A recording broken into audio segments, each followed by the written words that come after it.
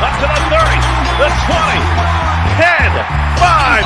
Torrey Horton back to the end zone. 48-yard play. Guess who? Body up the middle, making another move to the outside. 15, 10, end zone again. Keeps it. Nice move by Brown. He's got space. He's got 6. 35-yard touchdown for Byron Brown. A record-setting night for the South Florida quarterback. Down so far, a little bit of a high snap. Genty right up the middle. Genty has room. Ashton Genty, give him 6. Second and long. Lagar tries to fit it in. Runnels, it does.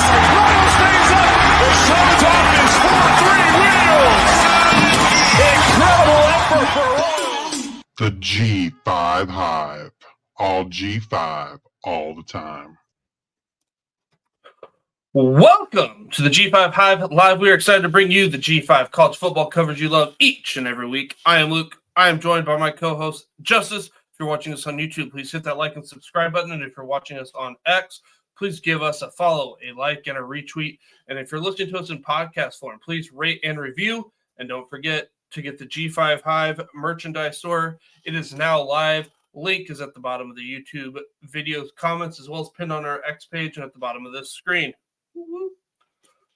All right, our waiver wire honey, we are picking up 1 quarterback, 1 tight end, 2 running backs, and 2 wide receivers to help you this week. I am picking up quarterback Hunter Watson, Sam Houston. They have Jacksonville State this week. We just talked about that. Their defense has allowed 242 yards passing, 2 touchdowns, and forced a half of an interception over their last 4 games. Against Liberty, Salter had 68 yards on the ground. Hunter Watson is a weapon on the ground. He's averaged 50 yards rushing over his last 5 games. He also has 4 rushing touchdowns over that same 5-game stretch. Hunter Watson is averaging 154 yards passing and has 4 passing touchdowns in those 5 games. He's averaging 22.36 fantasy points over those 5 weeks. That number is being pulled down by an 8.9 performance against Louisiana Tech. Look for Hunter Watson to use his legs in this one, get a rushing touchdown or 2. If you need a streaming option at this point in your playoffs, look at Hunter Watson. For my quarterback, I picked the guy that was my player of the week, and that's Parker Navarro out of Ohio.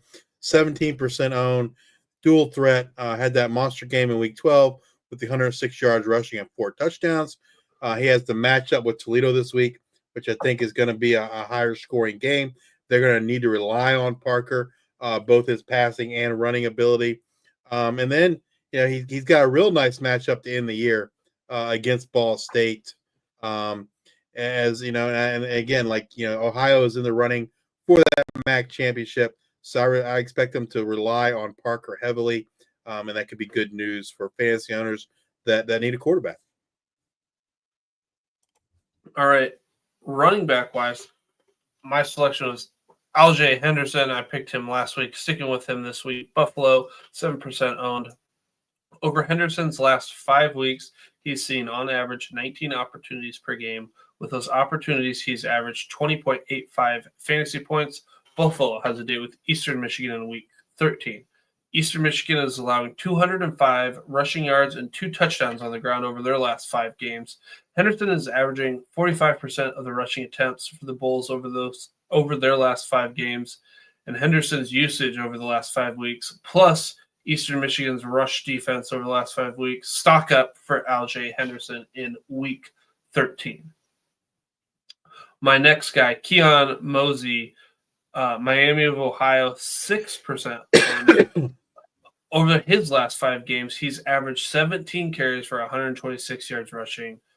Unfortunately, he only has 2 touchdowns over that time. He's averaging 0.4 touchdowns. So if you get a touchdown, you're getting a cherry on top. But he's going to get you 100 yards. He has no game under 100 yards rushing in his last 5 weeks. They play NIU in week 13. NIU's defense has allowed, on average, 143 yards rushing and a touchdown over the last 3.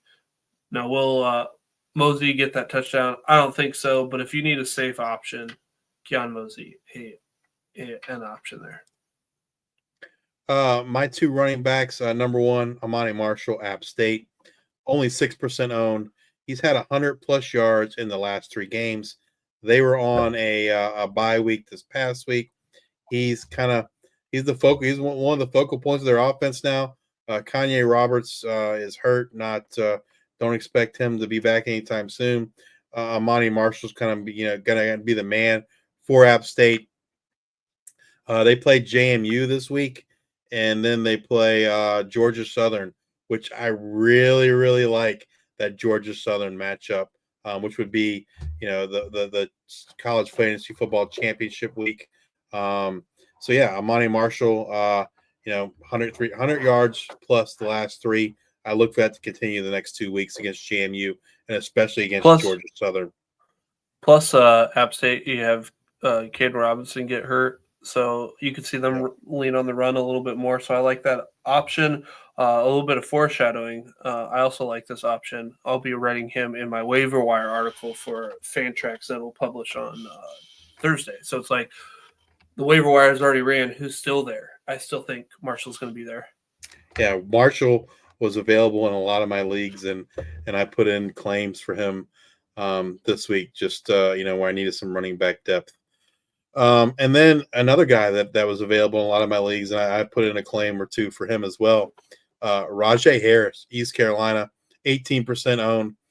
The last 3 games, 19 points, 13.3 points, 28.5 points. He's the focal point of this rushing offense. The offense has looked good. Lots of scoring opportunities for him. 4 touchdowns in the last 3. They played North Texas and Navy. As I said, we just said a few minutes ago, I expect them to lean on him heavily in this North Texas game, just to simply keep the North Texas offense off the field, right? So I expect another big game this week for Rajay Harris. All right. Wide receivers. I'm taking ECU wide receiver Winston Wright Jr., 13% owned. Winston Wright Jr. has been on a heater over his last 3 games. He's averaged 5 receptions on 5 targets for 51 yards, receiving and 1 touchdown. He's also averaging 1 rush attempt for 15 yards per game over that same span. Those stats have equated to 19.2 fantasy points per game. The Pirates have North Texas in Week 13. North Texas has allowed 291 yards passing and 2 touchdowns via the air over their last 3 games, who are not named a service academy. Chase Sewell exited the Pirates game in Week 12 with a hamstring injury. I love Wright's floor, but if Sewell misses in Week 13, your opponents will be, dare I say, walking the plank. Winston Wright Jr. In this one. See what I did there, Justice? Walking the plank, Pirates. All right. I'm straight dad jokes. We're late into here, but I got another one for you. Not a dad joke, but a fantasy option. Josh Dallas, Georgia Southern, 1% owned. This is if I think you need a Hail Mary. He's not – the usage is there lately.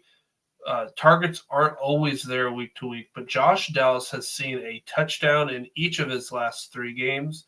Over those 3 games, he's averaging 4 receptions on 4 targets for 85 yards and 1 touchdown via the air. He's also seen 2 rush attempts and had a touchdown on the ground during that same 3-game stretch. Georgia Southern has a matchup with Coastal Carolina in Week 13. Over the last 3 games, Coastal Carolina has allowed 204 yards through the air and 2 touchdowns per game.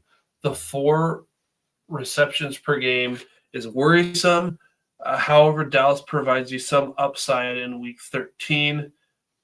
Josh Dallas could help you soar into your championship week. Get it? Soar, Eagles, walk the plank, Pirates.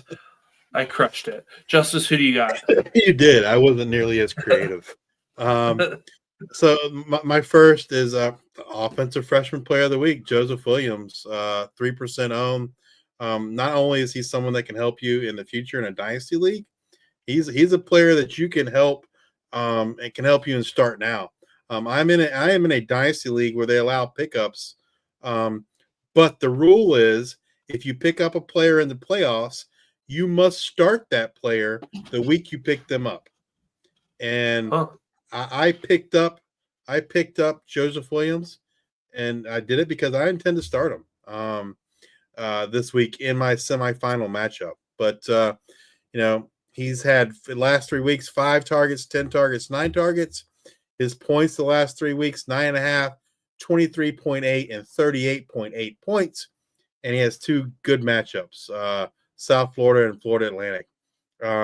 He is he seemed to kind of take over from Camden Benjamin in terms of the lead dog there. And man, he was electrifying on Thursday night, and I expect him to have another great game this week against South Florida. And then my second receiver, I talked about him last week. I had to leave him on here because he had a phenomenal week again. Second fiddle to Nick Nash, but it's not like, he's still producing, and that's Justin Lockhart, San Jose State, 20% owned. He is in a high volume passing attack. Both Justin Lockhart and Nick Nash can eat. Justin has been solid each week. This past week, he had 10 catches on 16 targets for 172 yards and a touchdown. They play UNLV and Stanford, and I think they're going to need to be passing the ball a lot to both Nick Nash and Justin Lockhart in those 2 games. So give me Justin Lockhart if you need a receiver. I was going to look up. I'm also going to be writing about Justin Lockhart because I'm not so sure he makes it over that 30% threshold. So I was going to look up what I have here. But Lockhart has over 100 yards receiving in 3 of his last 4 games. In the game that he didn't meet that, he had 100 yards. Or in the game that he didn't meet that 100-yard threshold, he had 93 yards. So he's been crushing it lately, so that's a great call. I like that. Tight end wise, I'm taking Dorian Fleming, Georgia State, 29% owns, just makes our threshold. Dorian is the top tight end of the G5. He averaging 4 receptions on 6 targets for 46 yards. Over his last 5 games, he's averaging 8.56 points. They play Texas State in week 13. I'm looking for them to pass the ball a lot, and he's one of the top tight ends in the nation in the G5 in targets per game. So opportunity, I think, is going to be there. Here's a guy that I put in a couple claims for if I needed a tight end this week, and that's Josh Sturzer from Utah State, 0% owned. He's been a good play since Brock Lane went down with the season-ending injury.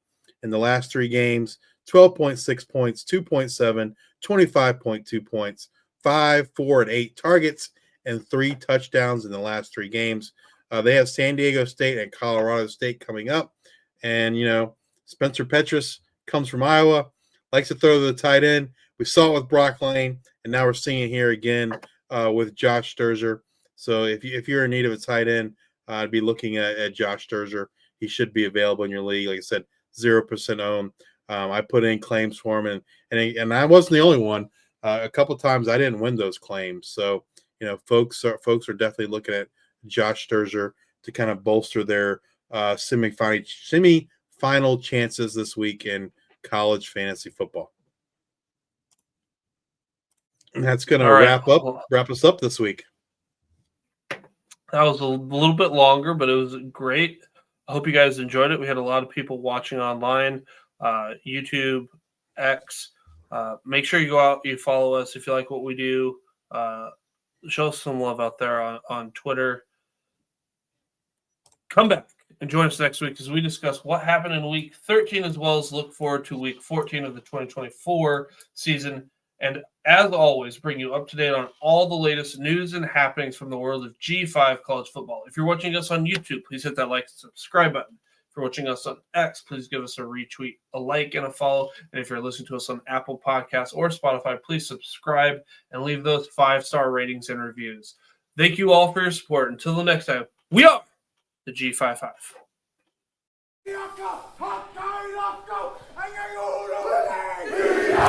Go!